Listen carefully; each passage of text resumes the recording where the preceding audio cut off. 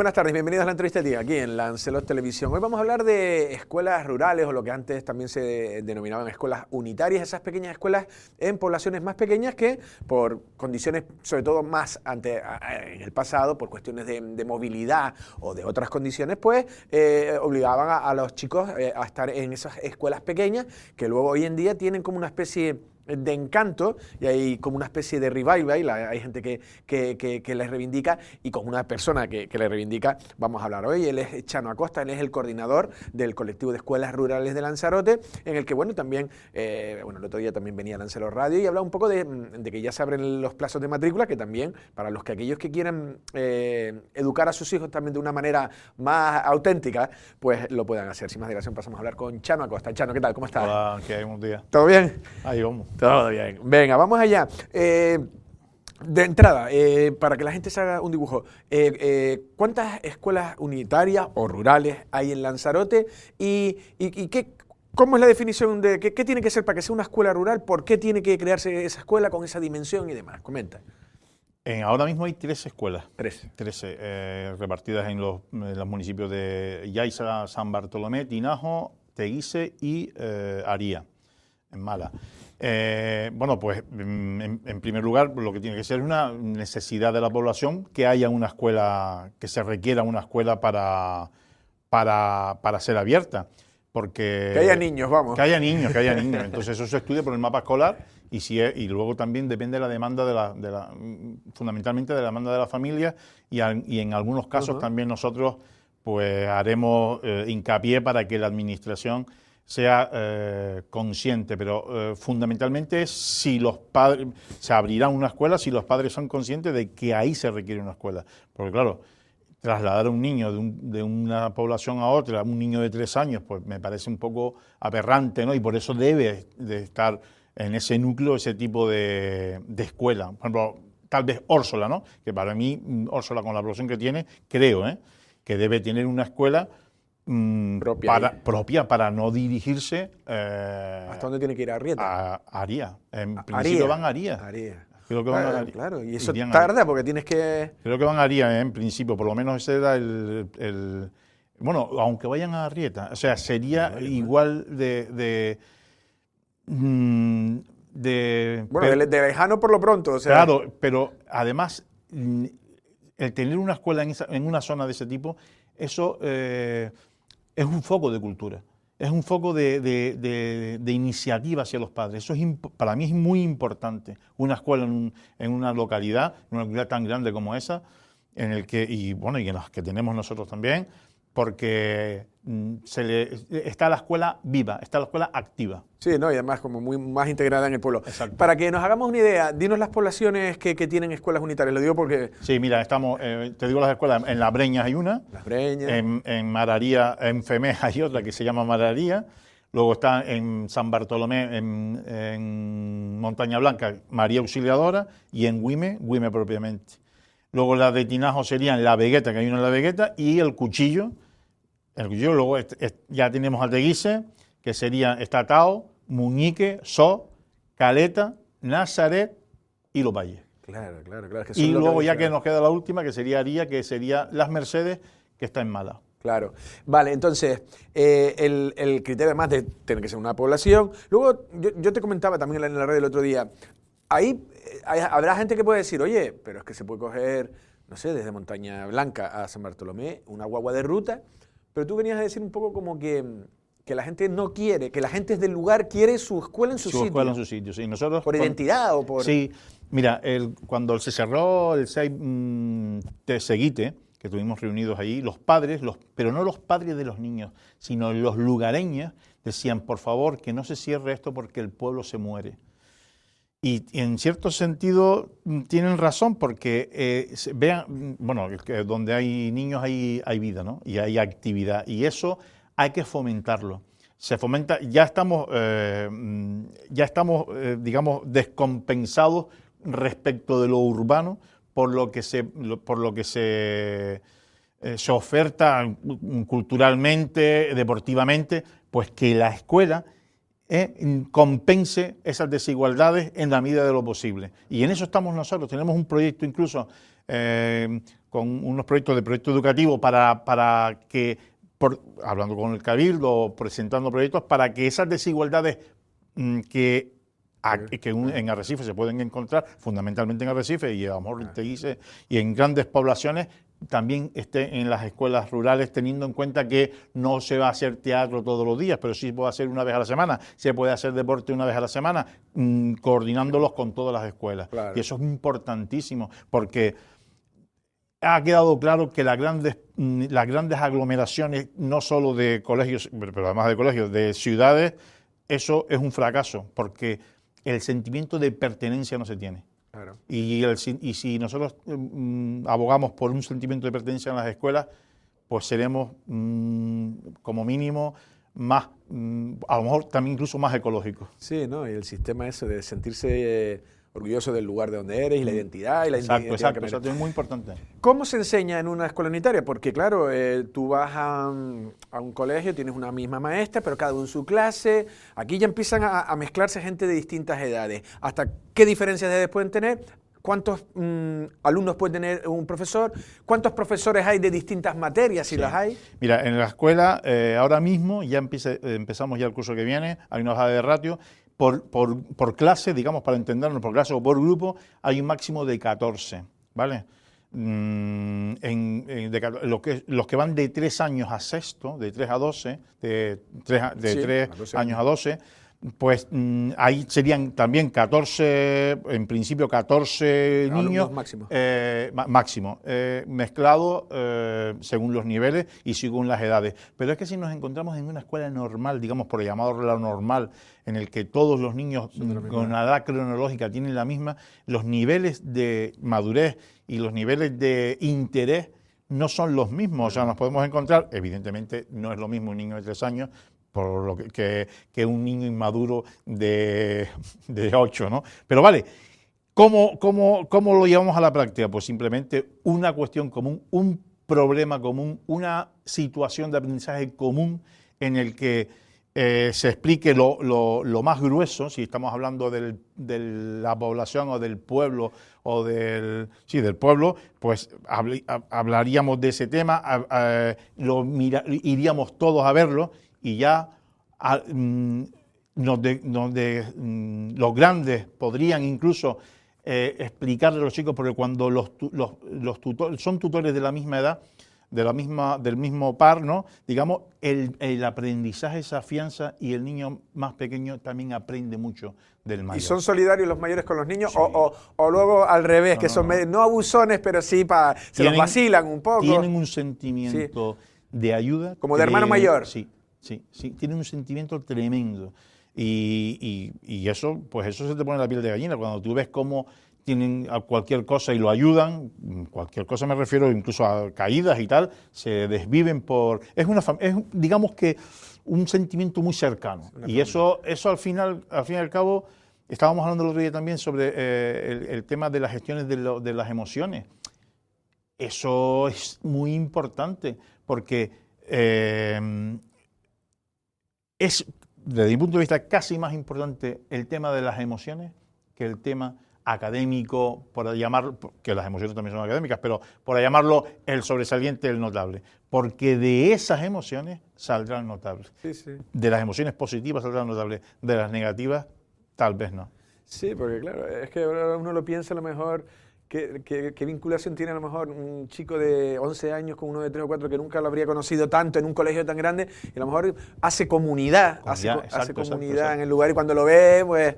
El acercamiento de la propia familia, que también hay mucha flexibilidad en el contacto, en el decir, pues, porque claro, cada uno somos de nuestro padre y de nuestra madre, y cada uno tenemos nuestros problemas, y también, pero el detectar a tiempo yo que sé, cualquier cosa, una enfermedad leve o no, un problema familiar, eso se detecta y lo más lógico es que ayudemos para que salga adelante, con la familia, salga adelante cualquier tipo de problema de ese tipo. Claro.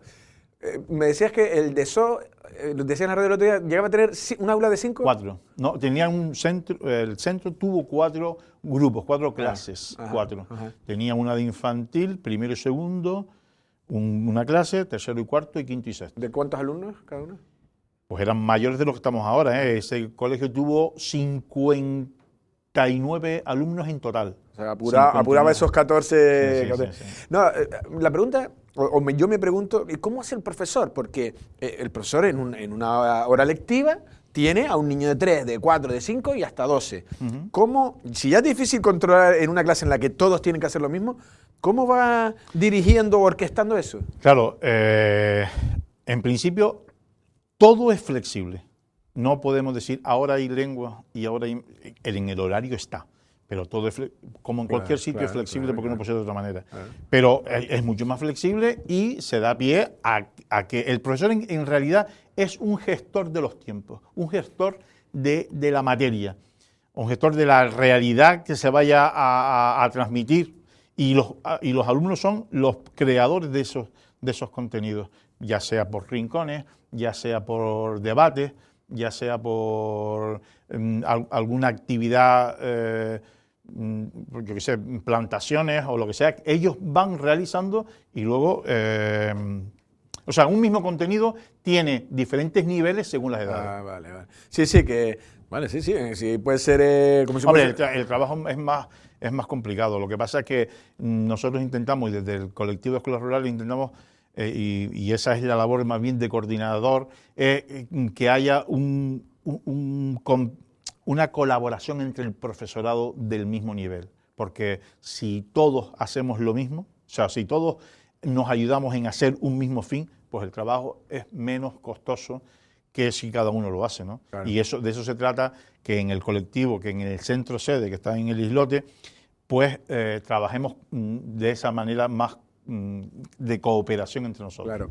También las escuelas rurales, estabas hablando de identidad, yo creo que las escuelas rurales son las que han sido rurales o que vienen del pasado, porque por ejemplo, antes hablábamos, yo me imagino que Costa Teguise, lo digo por mis hijos, ya pasó directamente un colegio, o Playa Blanca, estarían todos en Yaiza. Playa Blanca había también una unitaria en su momento. Sí. Claro, es que el origen de la escuela, claro, es una escuela, sí la podía tener, es una escuela unitaria. Sí. ¿Por qué? Porque en todos, antes se daba clase el que sabía, porque esto en realidad todo cambia con la ley Moyano, ¿no? Ocurre que el que daba clase, el profesor daba clase en el salón, en el garaje de su casa, podría dar clase. Entonces solo llevaban los ayuntamientos y le pagaban los ayuntamientos a los maestros. Con la ley Moyano, el problema es que los maestros pasan a formar parte de funcionariado del Estado. Entonces ya se garantiza, claro, de ahí viene la frase, pasa más hambre que un maestro. Porque le pagaba, bueno, con respeto a todos, ¿no? Sí. Y entonces ahí ya hay un nivel mucho más encorsetado para que todo salga. Pero el origen de todos los colegios eran unitarias, claro, porque no había otra opción. Claro. Evidentemente empiezan las grandes concentraciones y se van cerrando las unitarias para irse a las concentraciones. No, y que perdona, por ejemplo, es verdad lo que has dicho tú, una diferencia Costa Teguise y Playa Blanca no es la misma morfología, o sea, en Playa Blanca era un pueblo pesquero, era tal, Costa Teguise no había nada, entonces surge de cuando se van haciendo casas, los iban mandando a Raiche. Se estudia, hay un mapa escolar que y previsiones de crecimiento. Claro, dice la Dirección General de Centros y Infraestructura, dice, uy, esto tal... no puede seguir. Y, bueno, es que en Costa Teguise sigue creciendo, porque ahora le falta otro colegio. Entonces, ahí tiene que haber un colegio. ¿Vale? No es lo mismo que, por ejemplo, que aquí había La Somada, que se convirtió en un colegio, Macher, que era también una unitaria, Uga era una unitaria también, todas las poblaciones, las que yo dije, más Mosaga había otra unitaria, El Islote había otra unitaria. Nosotros hicimos en Día de Canarias un pequeño documento sobre dónde estaban y me decía Pepe, el que era, no me acuerdo su nombre, pero era un señor de San Bartolomé, que fue conserje del IES San Bartolomé, y me decía que en el propio centro de San Bartolomé había 2 escuelas unitarias. Pero ya él me dijo por ahí, yo no sé exactamente dónde, pero... Quiero decir que el origen de todas esas escuelas eran escuelas unitarias. Claro. Tengo una pregunta, porque probablemente no porque da para una escuela, pero por ejemplo, mi hermana se muda a Aría y yo sacaba a mi sobrino a jugar en Aría. Ya hace poco, ya no, ya ha crecido un poco. Pero ya se detectaba que, por ejemplo, la población de Aria había envejecido. Ya no es una zona turística donde están las familias jóvenes creando tal. Entonces yo ahora estaba pensando, digo, ¿puede haber un retroceso? Es decir, ¿alguna escuela que pasa a ser unitaria que pudiera llegar a decir que cada año va goteando y va perdiendo alumnos? Vamos a ver, aquí yo no conozco y creo que ninguna, pero en Telde hay escuelas que han pasado de 6 a 3 unidades, con lo cual no puede tener todo el personal que tiene un colegio de 3 años a sexto. Pasa a formar parte del colectivo para que los especialistas le den las clases de las áreas propias. Pero claro, no puede tener 3 unidades, tener uno de inglés, uno de música, uno de educación física. Pasaría. En Telde sé que ocurre, aquí no hay ese tema. Al revés, Guiguan, el colegio de Guiguan era un colegio era una escuela unitaria, pertenecía al colectivo de escuelas rurales, se independizó porque creció. La Asomada, lo mismo. Y había otro por ahí. El de Arrieta, el de La Garita, igual, era un colegio y creció y se independizó. Sí, eso es más difícil, lo normal, dependiendo, es muy difícil que eso ocurra, porque hay población, sí. Hay población. Hay menos. Población, no, pero yo ya lo veía que no había niños pero las ratios plaza, cada vez bajan más, ¿no? Las ratios ahora están bajando, todas las ratios están bajando más, incluso de los colegios digamos, completos. Entonces, casi siempre yo creo que en todas las poblaciones no va a haber ese retroceso. Retroceso de niños, no retroceso de otra cosa. No, sí, de niños. Estamos ya en recta final. Para la gente que puede dudar, por ejemplo, a lo mejor estabas diciendo, ahí los profesores tienen que ser súper profesores de todo. O no, por ejemplo, los de idiomas, ¿lo da el mismo? Estás diciendo educación física. No, allí el especialista de inglés es especialista de inglés. Y va rulando. Y va itinerando por todas las escuelas que nosotros tenemos ahora 6 especialistas. Se tienen que coordinar entre las escuelas. Se tienen que coordinar. Nosotros tenemos mañana, por ejemplo, todos los viernes, digamos, tienen 2 horas para coordinarse ellos y trabajar conjuntamente. Los de educación física se reúnen hoy. Ya se han reunido, porque tenemos ahora el encuentro de la educación física en la calle, en la Vegueta, pues para hacer actividades y para trabajar en las cuestiones propias. Los de música igual, los de pedagogía terapéutica igual. El de francés es solo, pues se coordina solo y alguna vez con los de inglés por razones de idioma. Entonces, ellos son especialistas, no es el tutor, el de primaria, sino son especialistas propios de cada área. Sí, o sea, que en ese sentido está todo garantizado. Sí, que el nivel es... Pero además que sería ilegal cualquier otra cosa. Y habrá gente que podría decir, pero si pongo a mi hijo en la escuela unitaria sale peor preparado. La experiencia es casi al revés. Nosotros tenemos contacto con los padres, contactos cercanos. No hacemos ningún tipo de estadística de nada por el tema de la ley de protección de datos, pero sí los padres nos informan sobre que es al revés, que tienen un gran nivel y están bastante bien preparados, con una gran madurez, y eso es muy importante para todos. Vale, y el salto de un niño que ya llega a los 12 años tiene que irse al instituto. ¿Se le puede hacer grande a lo mejor ir a un instituto? Es lo mismo que el nivel académico. Hablamos de eso y se sienten arropados, no hay ningún tipo de problema. También hay siempre reuniones de distrito, que son los colegios que pertenecen a un IES, ¿no? Entonces siempre se le va dando, hay jornadas previas para que los niños vayan y conozcan los centros y la estructura, cómo está todo tal. Entonces, más o menos sí hay mucha sensibilidad en que no sea por el tema de sentirse agobiado, sino que, me refiero a sensibilidad por parte de los IES para que eso no ocurra. No, es que yo me acuerdo, por ejemplo, estudiar Claro, yo estudiaba en la Universidad Complutense de Madrid, que yo creo que la Facultad de Periodismo a lo mejor tenía 12.000 o 14.000 alumnos, solo la facultad. En verdad tenía publicidad, imagen y sonido también. Y una chica una vez perdió un curso y digo, pero ¿y por qué? Dice, no, porque lo fui arrastrando y dice, yo ya llegué y ella venía de un colegio de estos que llegas y terminas desde que estás en el... Y terminó y se le hizo grande, dice...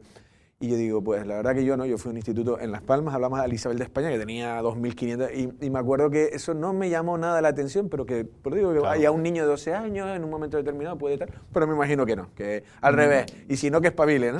No, bueno, siempre hay que ayudarle porque Claro, hay que estar pendiente. Pero, claro, hay que estar pendiente, porque eso es muy importante. En el tema de la gestión de las emociones, eso es para mí es muy importante porque... eso es lo que conlleva que seamos después relativamente... No, y con seguridad también. Exacto. Seguridad. Terminamos, porque lo decía en la introducción, para matricularse, ¿no? Sí, la preinscripción está del 6 de abril al 17 de abril. Bueno, hay tiempo. Hay tiempo, entonces se puede hacer online o ir al centro y en el centro le ayudamos a que se realice sin ningún tipo de problema.